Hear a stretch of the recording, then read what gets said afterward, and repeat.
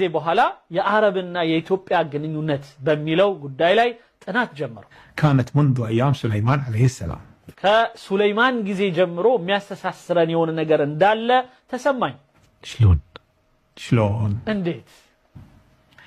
وهذا أيضا خذ مني سنة ثانية أفكر فيه هم ولتنيا متوسدو بين سات أنا سانب نبرة وحاول يمكن أقرأ شيء ألقى كاتب علق عليه بزي قدايلاي يتصحفي كاله يمثل تولو رجالكم فلم أوضح شنو المقصود لأن بلقيس باليمن እኛ የምናውቀው በልቂስ የምትባለው የመን እንዳለች ነው የሳባ ንግስት የተባለችው سليمان في فلسطين ሱለይማን ፈለስጢን ያለ ሰው ነበር عليه السلام በሁለቱ መካከል ምንድነው شو علاقة اثيوبيا ምንድነው ኢትዮጵያስ እዚህ ቦታ ላይ ምን አመጣት ስለዚህ በኢትዮጵያውያን እምነት የተወሰኑ እምነት ይቺ በልቂስ የምትባለው ሳባ ንግስት ሳባ ብለው ኢትዮጵያዊ ናት ብለው ያምናሉ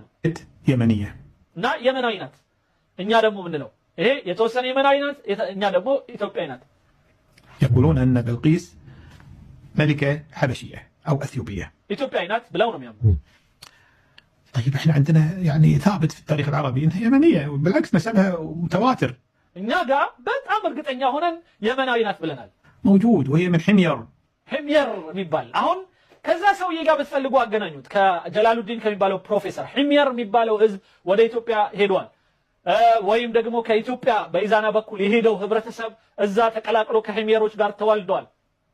ብዙ አይነት መልሶች ይኖሩታል وصحيح القرآن ما قال عنها انها عربيه لكن القرآن قال ላይ አረብናት አይልም ወይም የመናት አይልም አበሻምናት አይልም عنها اني وجدت امرأة تملكهم واوتيت من كل شيء ولها عرش عظيم وجدتها وقومها يسجدون للشمس በቃ የሚለው ቁርአን ውስጥ ከሰባ አንድ ሴት አየሁኝ ንጉስት ናት ሁሉንም ትገዛለች ምትገዛው ግን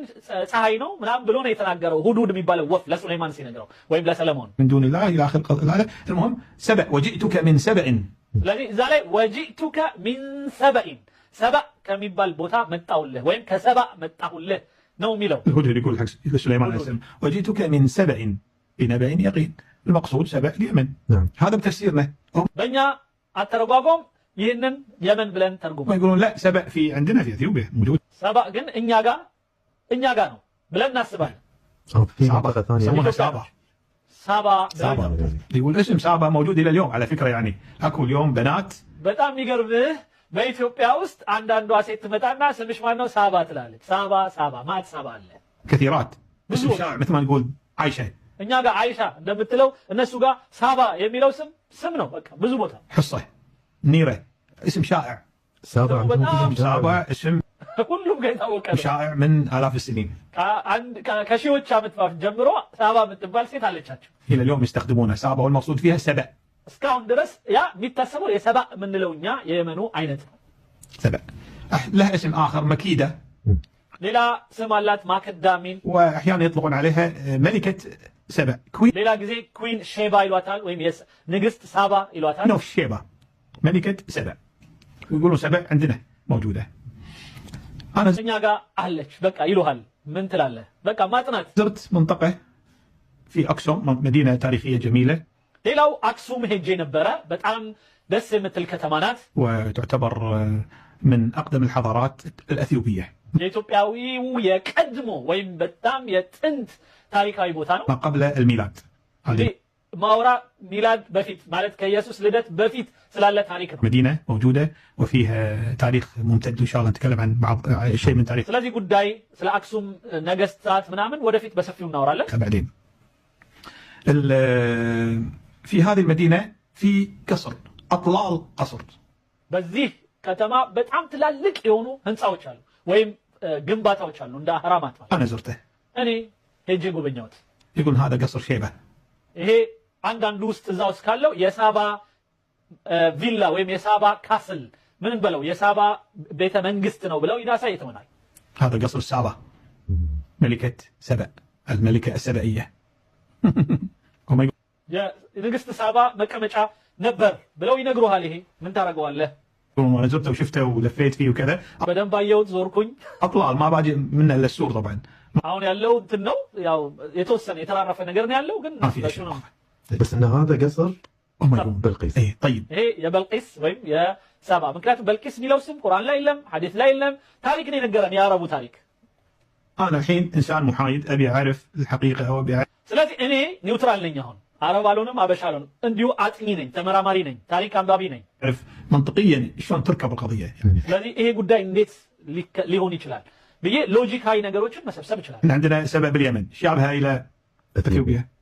وهم يقولون ولا توب تكافل لا بأثيوبيا وهذا شيء راسخ عندهم في المعتقد مالهم الناس وقاب بأمنة ولو يتسعسر أونت نقرنو بلهم يقبلوا راسخ طيب